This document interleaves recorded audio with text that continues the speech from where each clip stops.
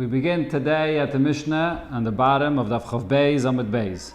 Zogt heilige Mishnah ha'oiseh sukkosei beroisha gola. One builds a sukkah on the top of a wagon. Oy beroisha sfina, or on the top of a ship. Ksheira, it's kosher. Says Rashi explains the chiddush of the fact that it's kosher when it's on top of the wagon, even though the wagon is movable and it's not a diras kva like the opinion of Rabbi Yehuda. Nevertheless, this Tana says here it's kosher. And the chiddush regarding Areisha Sfina is that it's in a very open area where there's a strong wind and the sukkah could fly away easily, so it may not even be a dira at all. It can't live there at all. Nevertheless, the Mishnah says it's kosher, and the Gemara will explain exactly what case we're talking about. V'oilun la b'yontiv. These are sukkahs that are kosher and can be used on yontiv as well. Rashi says there really is no chiddush about the fact that it could be used in yontiv. There should be no reason why not. But because in the next case of the Mishnah, it'll bring a case where it can't be used for yontiv, so it says here that it could. B'roisha ilon, you made the sukkah on top of a tree. Oil gabe gamal, or on a camel.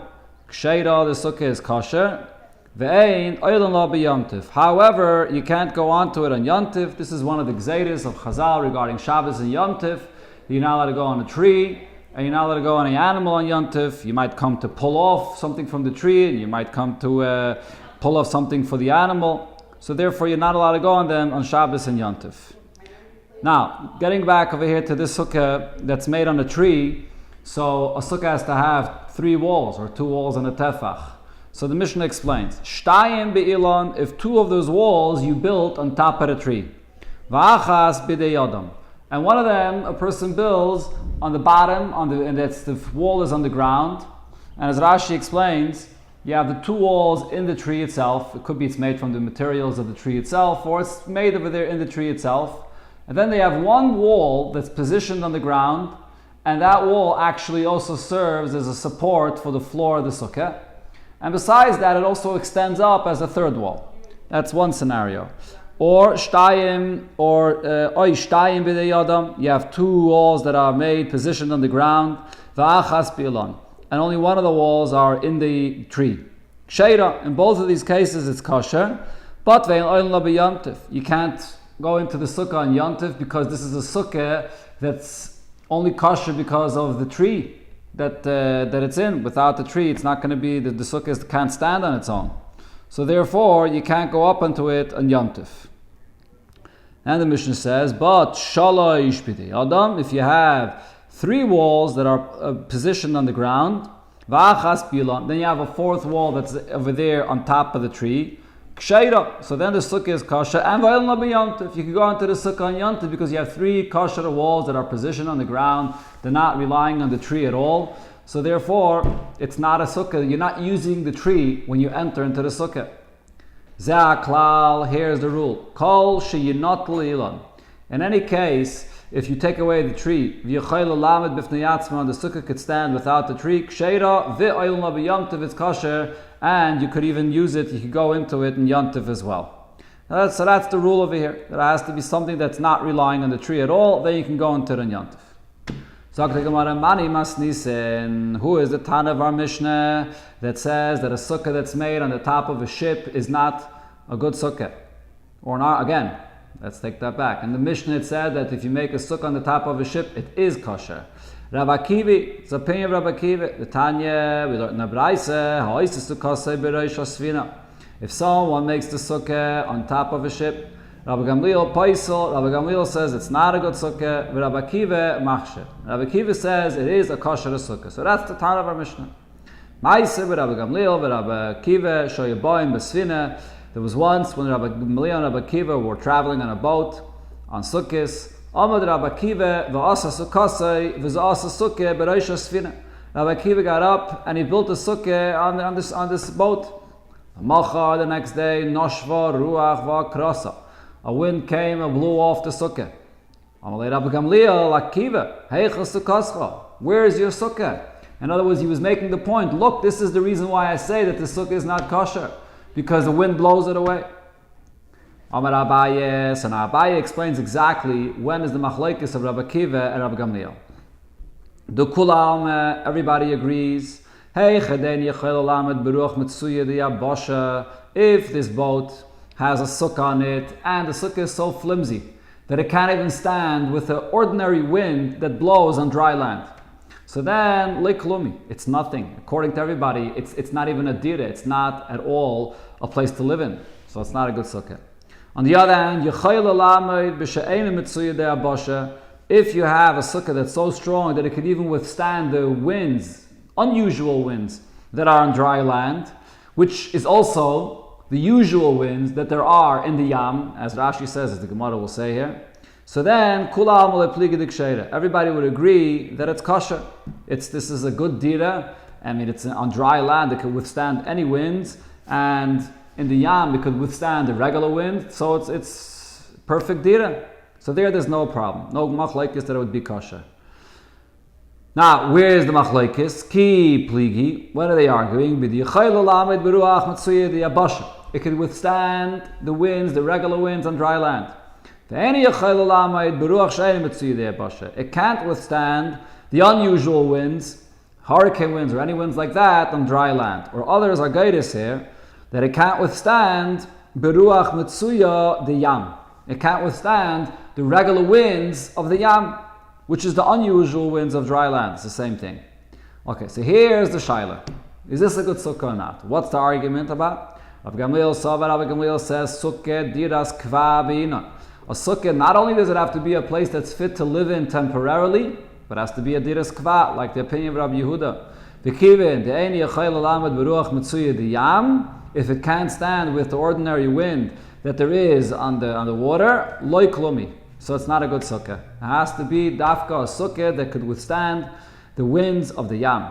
Rabbi Akiva says, sukkah diras arabina. A sukkah only has to be a place which is a temporary dwelling. If it could withstand the regular winds of dry land, it's a kosher sukkah. It's considered to be a diras aray. Even if it's not a permanent dira for the yam because there's stronger winds there. But if it could withstand the regular winds of the yabasha, it's considered to be a diras aray and it's kosher. So according to this Gemara, it actually comes out that it's possible to say that our Mishnah that says that it's kosher goes even according to Rabbi Gamliel. Right? Because the Gemara says that if you have a sukkah that could withstand the ruach mitzuya, the ruach she'ena mitzuya that is, of the yabasha, which is the ruach mitzuya of the yam, everybody would agree that it's kosher. So it is possible to say that our Mishnah would go not only like Rabbi Akiva, even Rabbi Gamliel would agree. So some of Farshim actually say that that's precisely what Abaye meant to say. The Gemara began saying that the Mishnah is only according to Rabbi Akiva, but after Abaye explains their machlekes, we understand that our Mishnah could go even according to Rabbi Gamliel. Continue, the Gemara quotes what it said in the Mishnah, Oi al gabe gomel. If you build a sukkah on a camel, so then it's a kosher sukkah, however you can't go up on it on Yontif.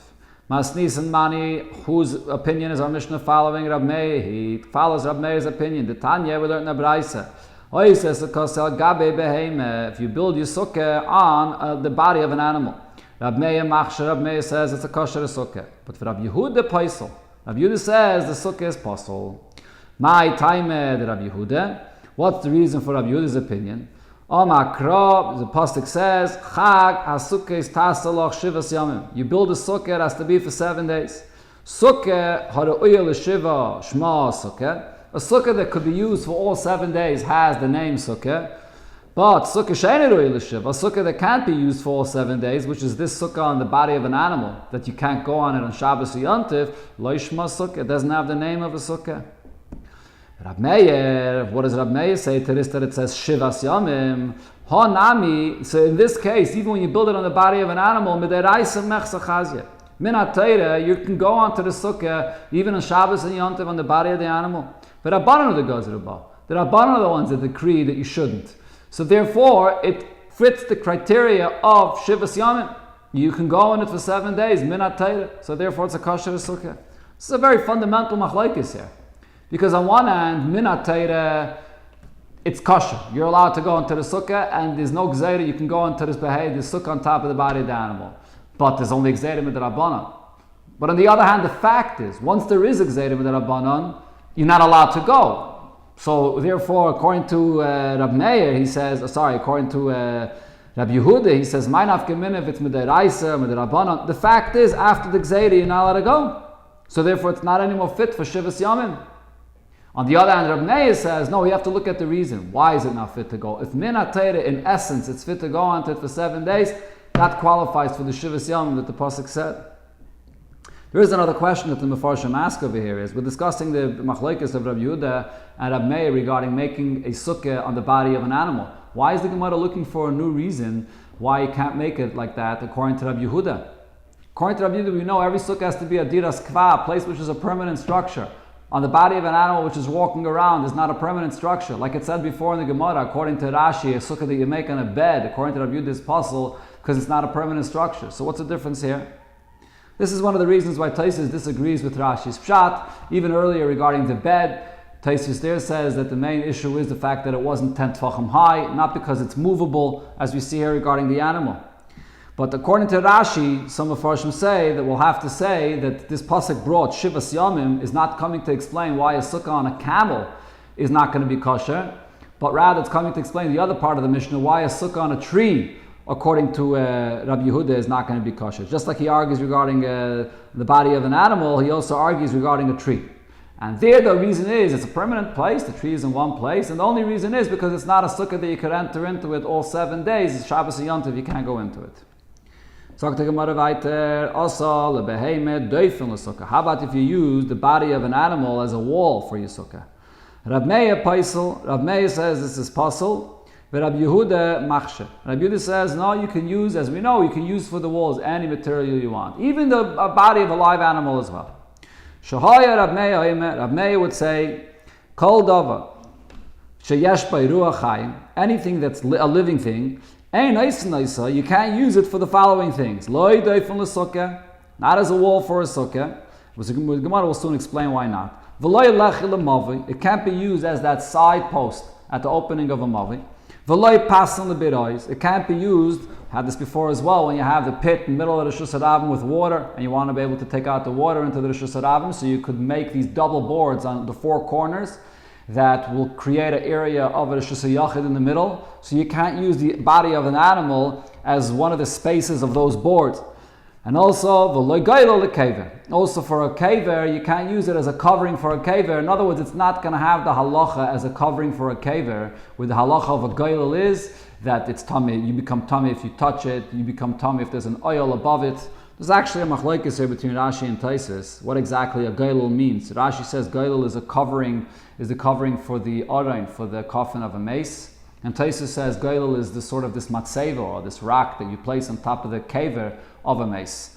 So either way, if it's made from a live animal, so then it doesn't have this halacha of a gailel for a kaver. This is a leniency regarding this halacha of tumah here. All this will be explained later in the Gemara.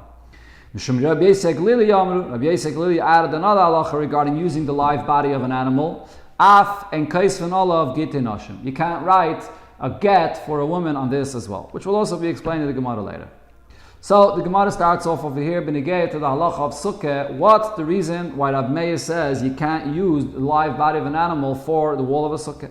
My time that Rab Meir, what's the reason for Rab Meir's opinion? Abaye said Shema Thomas, because Rab Meir was concerned that you're building a sukkah, you're using a body of an animal, it might die. Then you come sukkah, you'll be stuck without a wall and you won't be able to fulfill the mitzvah of sukkah. So therefore Chachamim said not to do so. Rab Zeira says there's a different concern. Shema Tivrach, it may run away. It's not going to stay there. You're not going to have your wall that you need. So the Gemara explains exactly when this machlokes applies. The pil kosher. If you have an elephant and the elephant is tied down, kula amule pligi, there is no argument about this. There's no issue here whatsoever. So it's tied. It's not running away. And also the inami mayis, even if it dies, yesh b'nevelta yud. An elephant is tall enough that even after it dies and it falls down, sort of, it still has the height of 10 tvachim. So there's no issue. Everybody would agree, even Rab Meir, that it's a kosher sukkah. Ki pligi, when is there an argument here? Bepil she'ena kosher. If you have an elephant that is not tied, so here there's going to be a machlokes according to the 2 opinions that we brought here in the pshat of Rab Meir, Abaye, and Rab Zeira, whether Rab Meir will say that it's possible in this case. If the issue is that it's going to die, there's no issue. As we said, if it dies, the body is still high enough to make up for the height of the sukkah. But if the reason here is, like Rab Zeira said, because it may run away, Chayshina, we're still concerned that even the elephant could pick itself up and walk away. So therefore, that is the case, which is the difference between Rab Zera and Abaye. Taisus incidentally points out of here that usually the Gemara would say regarding a discussion like this, my benayu. We have two reasons for Rab Meir, and what's a practical nafkamina between them. Instead, the Gemara words it differently, but that's essentially what the Gemara is saying. So now the Gemara asks, now according to Abaye that says the only concern is that the animal may die. We should also be concerned that it will run away. Isn't that a very common thing that could happen? The behemoth is not going to stay there for too long, it's just pick itself up and walk away. So therefore the Gemara explains differently. Ela bepil she'ena kosher, if it's an elephant that's not tied down, kula amule pligi, nobody will argue that it's an issue, that according to Rab Meir, we're concerned the animal will walk away. Ki pligi, when are they arguing? That's Rab Abaye and Rab Zera. When is there going to be a difference between them? The beheme kshura, not an elephant, just a regular height of an animal, a regular animal that's tied down. The one that says there's a gzera that it would die. Chayshina, we're concerned there because this beheme, when it's alive, it has the height of 10 tfachim. When it dies, it falls down on the ground and it doesn't have that height. The one that says that we're only concerned that it's going to run away. In this case, the body of the animal is tied down, so we're not concerned. Frek the Gemara. So now let's ask the question in the reverse. The one that says we're concerned that the animal would run away, we should also be concerned that it would die. So the Gemara answers, no, that we understand why he's not concerned about. That the animal will die is not as common. That the animal won't stand there for Sukkahs and it will walk away eventually, that's pretty common. But that it will die, that's not common, so therefore we're not concerned about that. But I think one has another problem. How are we b'chlal using the body of an animal for a sukkah? Isn't there the space between the body and the ground where you have the legs of the animal? That's too much of a space over there. It could be more than 3 tfachim. And therefore there's an issue that you have an opening in the wall of your sukkah. So how is this a kosher sukkah? So the Gemara answers, the Ovedle Behutze V'dafna. He sort of closes it up with bushes or leaves or thorns or whatever it is, that there shouldn't be that opening.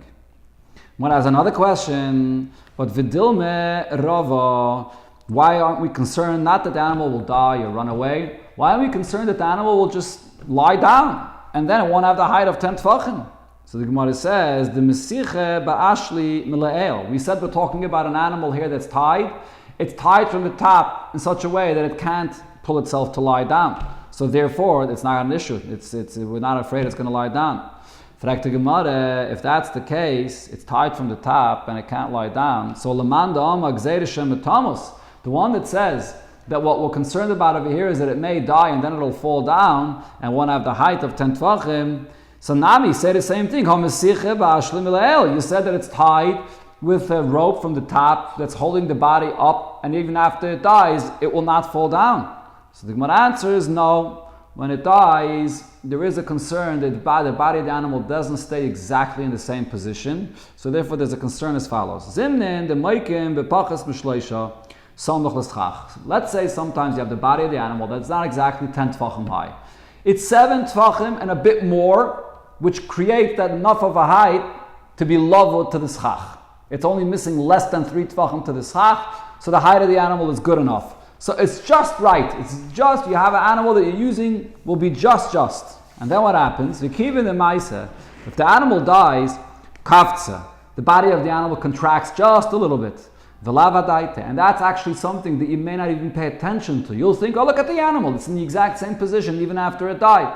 But you won't realize that when there's a dead body, it does contract a drop, and now it's not 7 tfachim and a bit. It might be exactly 7 tfachim or even less. And now it's not loved anymore, so it won't be a kosher sukkah. So that's a case that we're concerned about, using the body of an animal that it might die. So it comes out according to Abaye here. Rab Meir that says that you can't use the body of an animal for the wall of the sukkah is concerned that the animal might die. Okay, and the other opinion here was that Rabbi Yehuda, he says, no, we're not concerned that the animal will die. So here there'll be a lengthy discussion where the Gemara is going to bring a contradiction regarding this. Is it actually true that Rab Meir is concerned that the animal will die? Umi Amar Abaye, and did Abaye say something like this, that Rab Meir chayish l'misa, that Rab Meir is concerned that the animal will die, and Rab Yehuda loy chayish, and Rab Yehuda is the one that's not concerned. But Vatanya, we learned in the Mishnah as follows: Bas Yisrael shenisas l'kayin, a Jewish girl, or Bas Yisraelis, that marries a kayin. And her husband went overseas, and we're not sure what happened to him. Is he alive? Is he not alive? She can eat truma with the presumption that he's still alive. There's a chazakah that he's still alive, and therefore she can continue eating truma, as the halacha is regarding a Bas Yisrael that marries a kayin, that if she has no children with him, then as long as he's alive, she can still eat truma. But then there was a contradiction asked on this Mishnah here. And it says in another place, a person tells his wife, he's leaving overseas, he doesn't want it to be stuck without a divorce, because then there's an issue of yibum. If she has no children, she'll be difficulties for her. So therefore, before he leaves, he says to her, this will be your get a moment before I pass away, if I die. So now, asura lechol betruma miyad. She's forbidden to eat truma immediately when the husband leaves, because we are concerned. We're concerned that he may have died, and therefore, could be the get took effect, and now it's not her husband anymore. And she had no children from this husband, so she can't eat truma. So we have a clear contradiction here. In one brayso it's saying the husband leaves, she can continue eating truma under the presumption that he's still alive. In the second Mishnah it says that no, the moment he leaves, we assume that maybe he died and the get took effect a moment before, and she's not married anymore to him. V'amar Abaye. How did Abaye answer this? Loi kasha. It's not a question. Ha, Rab Meir du loi chayish l'misa. The brayso that says she can continue eating truma is following the opinion of Meir that says we're not concerned that the husband died. And ha, Rab Yehuda du chayish l'misa. And then Rab Yehuda is one that says that we are concerned that the husband will die. And that's the brayso that says that, or it's the Mishnah actually, the Mishnah that says that if there's a get that he said, we're concerned that he actually did die. So right here we see that Abaye said the exact opposite of what he said before. By Sukkah we said that Rab Meir is the one that's concerned that the body of the animal will die, so you can't use it for the wall of the Sukkah. And Rab Yehuda was not concerned. So this is the contradiction here. Now the Gemara will bring a brayso to back up this point that Abaye just said here, that Rab Meir is the one that's not concerned for the body of the animal, for the animal to die, or in that case for the kayin to die, and Rab Yehuda is the one that is concerned. But this is a lengthy, involved discussion which goes half down the next Amud, so we'll Mitzvah Hashem continue on the next year.